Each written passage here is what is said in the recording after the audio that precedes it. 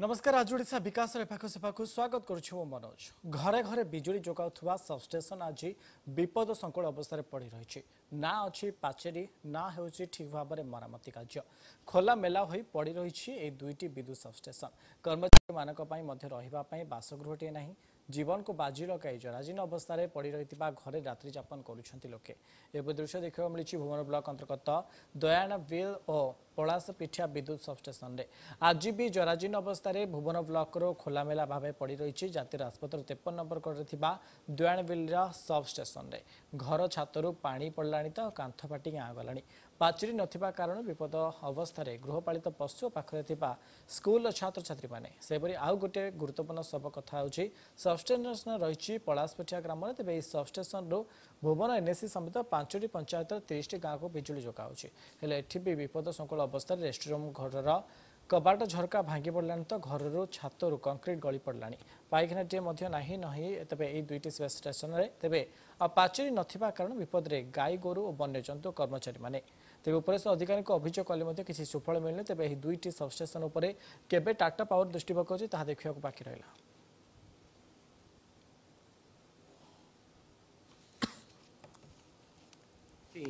Control room छातरू पानी गलुची आम देखु कबाड़ झरका भी नहीं विपद संकट आम कम करुँ लाइट भी नहीं आम राति चार्ज कला असुविधार सम्मुखीन होजु कबाड़ झरका खोला नहीं पब्लिक मैंने भी ये आसा कर बाउंड्री ना गोरु गाई जी पाँच सी आसूँ पशि जाऊँगी आमको असुविधार सम्मुखीन होगा पड़ुची आमर जो उपर अफिसर मैंने अच्छा आम जे सारे एसटीओ सारे आम जनईचु सी भी लेखालुखी करके उपर महल को जनई आउ कि एपर्यंत भी कार्यरत होना कार्यरत केवे हूँ देखा पड़ो आउे बहुत असुविधार सम्मुखीन होती कौन ना आम जो कंट्रोल रूम रोचु से राति साप बहुत थर पशि जाऊँगी साप भी आम बहुत थर फटो ग्रुप रे सेंड करूँ स्नेक हेल्पलाइन वाला डाकिक भी साप उद्धार करूँ तेणु ये सब समस्या ये उपजुची ये सबस्टेशन को आम जाऊँगी भुवन एनएसी की करेन्ट जाऊँगी मौलपाल गोटे फिडर को जाऊँगी दणाबिली जाऊँगी 33 11 के भी जाऊँगी आम गोड़ा सबस्टेशन गोड़ा फिडर गोटे अच्छी दलपड़ा फिडर गोटे अच्छी प्लस बारुआ फिडर अच्छी ये 5टा पंचायत उपभोक्त होती भुवन एनएसी भी करेन्ट जाऊँगी आम चाहूँ यार कि विचार को लेकिन ये जदि गोटे भल बाउंड्रीटे करा जाता यार रक्षणाबेक्षण किसी उपर महल आसिक कार्यरत हाँ सब लोग ए संपर्क में अधिक आलोचना करने सीधा सड़क जोड़ी भुवन आम प्रतिनिधि अच्छा कल्पतरु जेना अच्छा कल्पतरु बर्तमान समय कौन रही खबर पूरा ग्राउंड आपड़ देखते दुईटी सबस्टेशन बर्तमान समय जराजीर्ण अवस्था पड़ रही ना पाइखानाटी अच्छी ना कि भाव में छात्र कंक्रीट पानी बोड़ी नष्ट होगा बसला कौन रही पूरा टोटाल हाँ निहाती भाव मनोज जदि कहवा पलासपिटिया सबस्टेशन टी पाखापाखि 25 रु 30 वर्ष विगत दिन में स्थापित होता आज पर्यटन 25-30 वर्ष मध्य जहाँ स्थापित होता से रही पड़ी कि उन्नतिमूलक किसी होनी एठू भुवन बजार एनएसी हो महलपाल 33 हो दहनाबिली 33 हो 5 गोटी पंचायत को 11 केबी विद्युत जोगाऊँगी सबस्टेशन टी खोलामेला कि पड़ रही ना स्टाफ मानक गोटे स्थायी घर अच्छी ना पाचेरी खंडीय अच्छी ना पाइखानार सुविधा अच्छी सेहीपरी दहनाबिली सबस्टेशन टी एनएच 53 कर लगी रही कर को गोटे स्कूल अच्छी अंगनवाड़ी अच्छी गोटे पाचेरी से पाचेरी लगी रही छोट छुआ मैंने पाठ पढ़ा आसुँच पानी पीवा से सबस्टेशन को पलि आसुँच खोला मेला पड़ी बारंबार भी माने स्टाफ माने फोटो साप हो कि सबस्टेशन रे हो सबस्टेशन रे भालू माने गोरु समस्ते पशि आसुँच माने बारंबार गोटे कहवा गले ये हूँ गोटे 30 वर्ष है गोटे स्थायी समाधान हो पारुनी आम सहित अच्छा अंचलवासी अच्छा ग्रामवासी अच्छा आम सीधा सड़क प्रतिक्रिया नवा आज्ञा कौन आप कौन कहे केते दिन आज्ञा ये तो दीर्घ 30-32 वर्ष है सबस्टेशन को आम देखुँ एमती अवस्था अच्छी स्कूलटा हाई स्कूल एटी 200-300 पिला पाठ पढ़ुं पिला माने खोला रे खेला खुली कर फिल्डटा पटे सी धान पट कर गाई गोरु ता भितर बसुँच देखुना आप कैमेरा बसिक देखे खोला मेला पड़ी आर पटे बाउंडरी ना कि ना ये गोटे साप बुढ़ा सापटा पशिला ये हल्ला चिल्ला हल्ला गाँ लोक आसिक बाहर कले कि ना रास्ता देखुना से दिन जो दिन आरंभ होता एमती मेंटाल मगरम पड़िके ହେଇଥିଲା କେହି ଶୁଣିବାର ନାହିଁ କେହି ପଚାରିବାର ନାହିଁ ସେ ରାସ୍ତା ଅକାମି ହେଇକି ପଡିଛି ସେ ରାସ୍ତାରେ ନୁହଁ ରାସ୍ତା କଳ ପଟେ ଦେଖୁଥିବ ଚଲା ବାଟ ହେଇଛି ଏମିତି ସରକାରଙ୍କ କୁ ଆମେ ବି ଆଗରୁ କେତେ ଥର ବି ଦାବି କଲୁଣି ବିପଦ ସଂକୁଳ ଅବସ୍ଥାରେ ବି ରହୁଛି ଷ୍ଟାଫ ଏଠି ସବୁବେଳେ ବି ରହୁନାହାନ୍ତି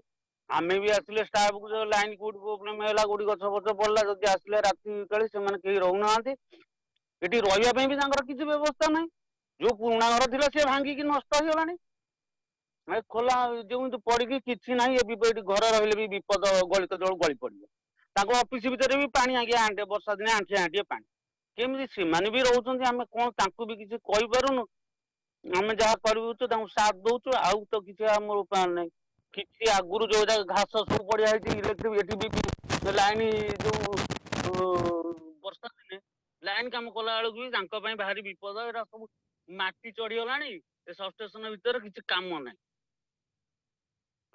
भाई जनक कहते एटी बर्तमान सुधा भी एटी प्ले ग्राउंड अच्छी पिलाने खेल बॉल पशि जाऊँगी पाचेरी नथिबा कारण बॉल खेलुछन बॉल पशि जाऊँगी स्थायी रास्ता भी नहीं रास्ता अच्छी आरटी रोड अच्छी आरटी रोड भितर को सफिशिएंट पड़ो स्थायी रास्ता दाबी कर उद्देश्य किभली एटी उन्नति हो पार किभली गोटे स्थायी समाधान हो पार आउ जन अच्छा अंचल आउ जन वयस्क लोक अच्छा से पचार आज्ञा कौन कहे जाना चाहिए पूरा गोटे कल्पतरू जाना चाहिए आपको जो दीटा सबस्टेशन जो असुविधा रही मो विस्तृत भाव में जाना चाहिए गोटे सबस्टेशन फास्ट आम आलोचना करवा दयाणी बिली सबस्टेशन कौन कौन सब जो रही अव्यवस्था रही जो लोक मैंने हैरान होती फास्ट से कथा कहूँ आप दयाणी सबस्टेशन कथा आज कहवा दयाणी सबस्टेशन NH 53 को लगिकी रही NH 53 की 10 मीटर पाखापाखि लगिकी रही सेठी भी पाचेरी ना NH 53 गला पाचेरी खंड आगे पुराना पाचेरी थिला से पाचेरी खंड को भांगी देला परे आज पर्यटन NH कर्तृपक्ष भी तरफ पाचेरी खंड हो पारा ना ता बाद हेटी भी पाइखाना ना कि गोटे स्थायी घर स्टाफ स्थायी घर ना पाखे स्कूल टे लगी रही पिला माने भी सबस्टेशन भीतर को पशि आउछन मुख्य कथा है NH 53 कर को लगी मुख्यतः पाचेरी गोटे घर देवा दाबी कर बाद गोटे स्टाफ क्वार्टर दाबी कर डणा बिल भी जन भाई जन अच्छा आम पाखे पचार भाई कौन कह मो ना आलोक कुमार राज दणा बिल सबस्टेशन अच्छी पूरा हाईवे नेशनल हाईवे कर पूरा लगी रही 53 करू भांगी देती भी लगी रही पिला भितर दौड़ी आसुँच भितर किसी सुरक्षित किसी ना पिला केत कौन हो सबस्टेशन भी 30टा गाँ निर्भर कर घर जो क्वार्टर अच्छी पिला शोचे वर्षा दिन पानी गलता साप भिड़ भी अच्छी पिला पोखर साप भितर पड़ी पिला बहुत ये रोचे पानी गलुची पाल टाणी भितर रही लाट्रिन गोटे घर बाउंड्री नदेले पिला रे केमती आउ मेन स्कूलटा गाई गोर सब पशुंट यार विभाग कर्तृपक्ष जना दि जाऊे शक्ति विभाग टिके आम दृष्टि गोचर को आसला भल हाँ जहाँ भाई जनक कहते तो शक्ति विभाग अनुरोध कर दृष्टि दिंते स्थायी समाधान दहना बिल सबस्टेशन हो पारता से पाखापाखि 30 गाँ को विद्युत जोगाऊँ दहना बिल सबस्टेशन से दाबी कर आम पाखे अच्छा विद्युत कर्मचारी जन भाई जन अच्छा पचार कौन कहे कर्मचारी जन कौन कौन असुविधा सब मो ना तापस कुमार जेना मुझे ऑपरेटर भाव काम कर दीर्घ 12 वर्ष है आम असुविधा हो कौन कि देखो आम घर टे ना जहाँफल कि पानी जो छाती अच्छी पुरा बहुत दिन 30-40 वर्ष छात से पानी पड़ी आम मेसीन गुरा सब चार्ज हो जाऊँगी आम चार्ज कला बेलू भी आम करेन्ट लगी जाऊँगी देखो बाउंड्री नथिबारु असुविधा हो कौन ना गाई मनीष स्कूल पिला मैंने जावास कर चार्ज कर फायर हो जाऊँगी से भी विपद संकट अच्छी आम भी लोक माने बंद कर जेहेतु बाउंड्री ना लोक तो जावास कर बंद कर भी लाइट समस्या अच्छी आम चार्ज कला राति बहुत हैरान हो गोटे स्ट्रीट लाइट जलुची अधिक भी लाइट ना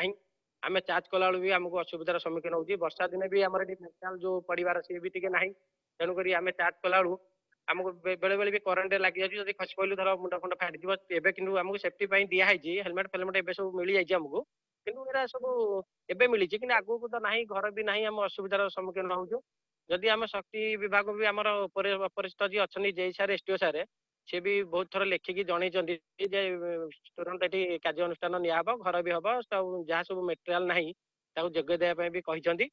କିନ୍ତୁ ଦେଖାଯାଉ କେବେ ହବ ସେଟା ଆମେ ଅପେକ୍ଷାରେ ଅଛୁ ଆଉ। ଯାହା କର୍ମଚାରୀ ଜଣ କହୁଥିଲେ ତାଙ୍କ ବିଭାଗୀୟ ଜେଇ ହଉ ଏସଡିଓ ହଉ ତାଙ୍କ ଦେଇଛନ୍ତି ଉପରୋକ୍ତ ଅଧିକାରୀ କି।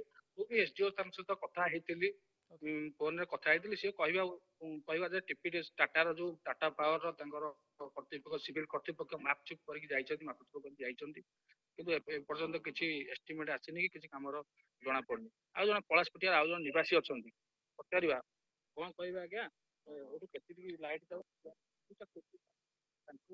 ମୁଁ ଦୁଷ୍ମନ୍ତ ରାଉତ, ପଳାଶପିଟିଆ ବାସିନ୍ଦା। ମୁଁ ପ୍ରଥମେ ଏମବିସି ଟିଭିର କର୍ମକର୍ତ୍ତାମାନଙ୍କୁ ଧନ୍ୟବାଦ ଦେବି, କାରଣ ନିଛକ ସତ୍ୟ ଘଟଣାକୁ ସେମାନେ ପ୍ରତିପାଦିତ କରୁଛନ୍ତି, ଲୋକ ଲୋଚନକୁ ଆଣୁଛନ୍ତି। ଆପଣମାନେ ଦେଖୁଥିବେ ଯେ ଯତନୀ ନଗର ଆମେ ଇତିହାସରେ ପଢୁଛେ, ପଟାୟତ ସାହେବଙ୍କର ଯତନୀ ନଗର ଯେଭଳି ଅବହେଳିତ ଅବସ୍ଥାରେ ପଡିଛି, ଏ ଘର ବି ମଧ୍ୟ ସେଇ ଯତନୀ ନଗର ନୁହେଁ, ଯାତନା ନଗର, ମାନେ କଷ୍ଟଦାୟକ ଯନ୍ତ୍ରଣାଦାୟକ ଘର ବୋଲି କହିଲେ ଅତ୍ୟୁକ୍ତି ହେବନି। ତା ସହିତ ଏ ବାଉଣ୍ଡାରୀ ୱାଲ ନାହିଁ। ଆପଣ ମାନେ ଚିନ୍ତା କରନ୍ତୁ, ପ୍ରଥମେ ସେଫଟି, ଏଠି କର୍ମକର୍ତ୍ତା ଯେତିକି ଅଛନ୍ତି ଇଲେକ୍ଟ୍ରିକ ବୋର୍ଡର, ଏଠି ଯେଉଁ କର୍ମଚାରୀ ମାନେ ଅଛନ୍ତି ସେମାନେ ବି ମଧ୍ୟ ଦିନରେ ଭାଲୁ ପଶି ଯାଉଛି, ସେମାନେ ବି ସହଜରେ ରହିପାରୁନି। ହାତୀର ଭୟ ଏଠି କହିଲେ ନ ସରେ। ତେଣୁ ଏମାନଙ୍କର ଦୁଃଖ କାହାଣୀ ଆମେ ଦେଖୁଛୁ, ପାଖରେ ଅଙ୍ଗେ ଲିଭଉଛୁ।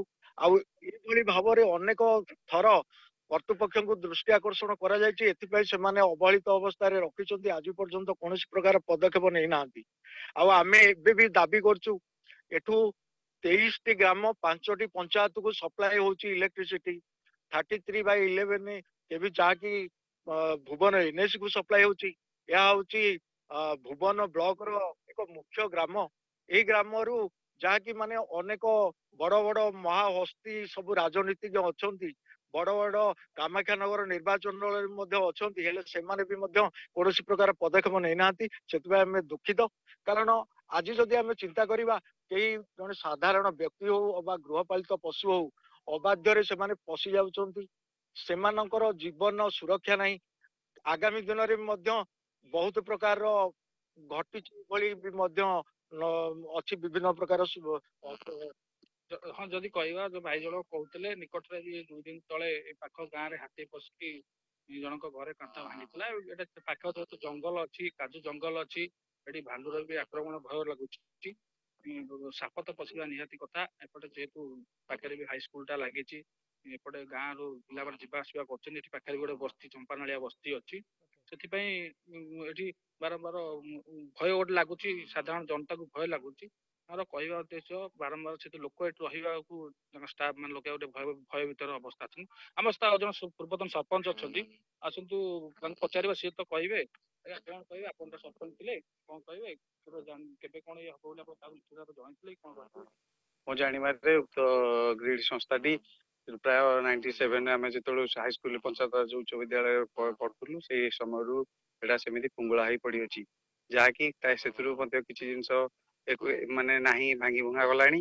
ଏବଂ ଏଇ ଯୋଉ ଗ୍ରିଡରୁ ଆମର ଭୁବନ, ଏଇ ଯୋଉ ଏସିଆ ମହାଦେଶର ସବୁଠୁ ବଡ ଗାଁ ଭୁବନକୁ ସପ୍ଲାଇ ହଉଛି ଏଠାରୁ ବିଦ୍ୟୁତ।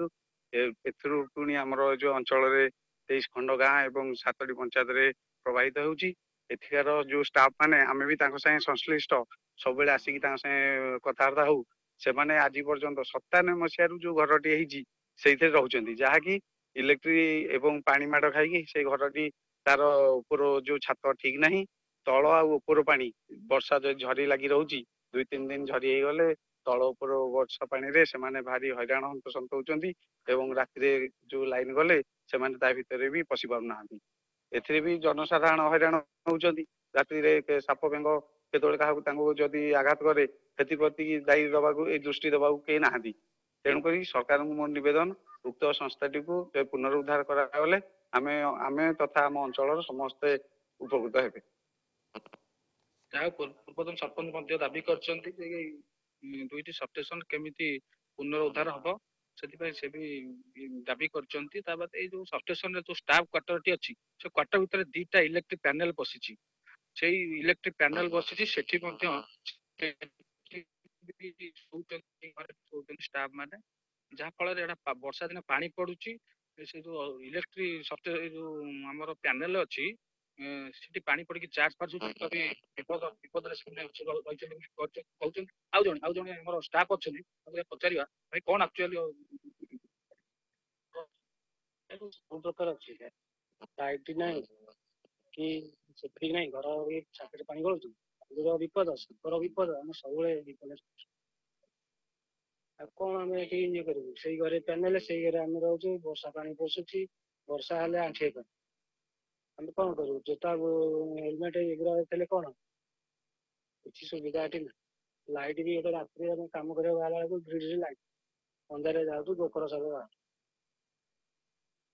କୋଉ ଦିନ ତଳେ 2 ମାସ 3 ମାସ ତଳେ ମତେ ବି କାମୁଡିଥିଲା ନା ଗୋଖର ସବୁ। ସେ ଘର ଭିତରେ କିଛି ହେଇଥିଲା, ତାକୁ ଦୂରେଇକି ସବୁ ବାହାରିକି ପଳେଇଲା। ସେଠି ଗାଁ ଲୋକ ଆସି 4 ଜଣ ପହଞ୍ଚିଲେ, ସେମାନେ ବି ଜଣ କହୁଥିଲେ ସେ ବିପଦରେ ଦିନେ ସମ୍ମୁଖୀନ ହେଇଛନ୍ତି। ତ ଯଦି ଆମ ଭିଜୁଆଲ ମାଧ୍ୟମରେ ଆମେ ଦେଖେଇଛୁ ଯେ ଘରର କବାଟ ଭାଙ୍ଗି ଯାଇଛି, ଟିଣ ମାଧ୍ୟମରେ କରିଛନ୍ତି।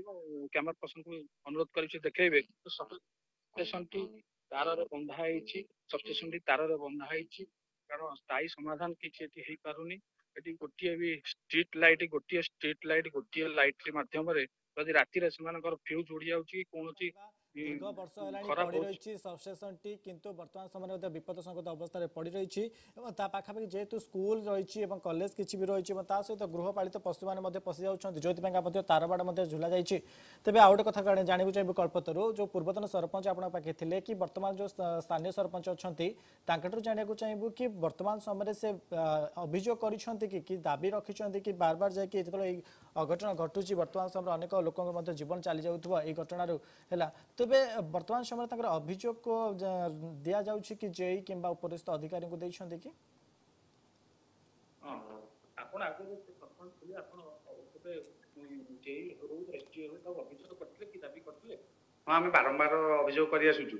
ଯେହେତୁ ବର୍ତ୍ତମାନ ଏଇ ଯୋଉ ସଂସ୍ଥାଟି ସରକାରଙ୍କ ସେମି ଯୋଉ ପିଏସସି ଅଣ୍ଡରକୁ ପଳେଇଛି, ତେଣୁକରି ଆମେ ସରକାରଙ୍କ ପାଖରେ ଏତେ ବି କିଛି ଆଉ କହିପାରୁନୁ। ଯେହେତୁ ଆମର ଟିପିକଲ ନା କଣ ଯୋଉ ଟାଟାର ସଗାନ୍ତି ଦଳ ନେଇଛନ୍ତି, ସେମିତି ଦୃଷ୍ଟି ଦଉନାହାନ୍ତି। ଆଉ ଯଦି ସରକାରଙ୍କ ଅଣ୍ଡରରେ ଥାନ୍ତା ତାହେଲେ ଆମେ ସେଥିପ୍ରତି ଲାଗିକି ଆମ ଯୋଉ ସ୍ଥାନୀୟ ମନ୍ତ୍ରୀ କି ଆମର ଯୋଉ ବିଭାଗୀୟରେ କହିକି କେମିତି କଣ କରନ୍ତି। ଯାହା ପୂର୍ବତନ ସରପଞ୍ଚ କହୁଥିଲେ, ଯେହେତୁ ଏଟା ଗୋଟେ ପ୍ରାଇଭେଟ କମ୍ପାନୀ ହସ୍ତାନ୍ତର ପ୍ରାଇଭେଟ କମ୍ପାନୀ ଦ୍ୱାରା ପରିଚାଳିତ ହଉଛି, ପ୍ରାଇଭେଟ କମ୍ପାନୀ କିଛି ଦାୟିତ୍ୱ ମଧ୍ୟ ରହିଛି। ସେ ଡାଟା ଆସିଲା ପରେ ସାଧାରଣ ଲୋକମାନଙ୍କୁ ତ ବିଲ୍ ନବାରେ କିଛି ଅସୁବିଧା କରୁନି। ସେ କହିବା ଉଦ୍ଦେଶ୍ୟ ଯେ ପ୍ରାଇଭେଟ କମ୍ପାନୀ କିଛି ଗୁରୁତ୍ୱ ଦେବାର ଆବଶ୍ୟକ ରହିଛି।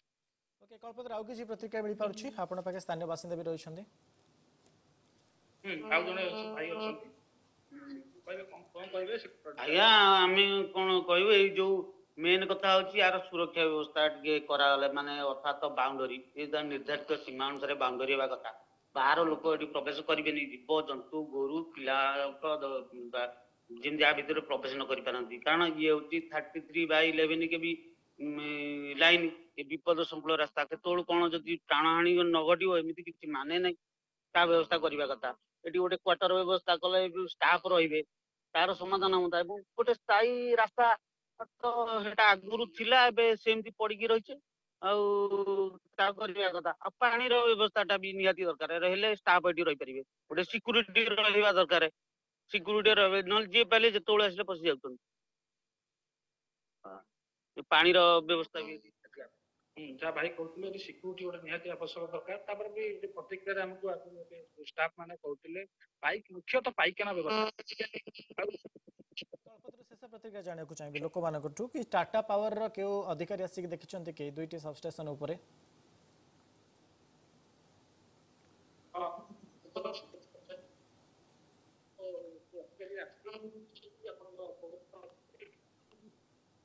ସେମାନଙ୍କ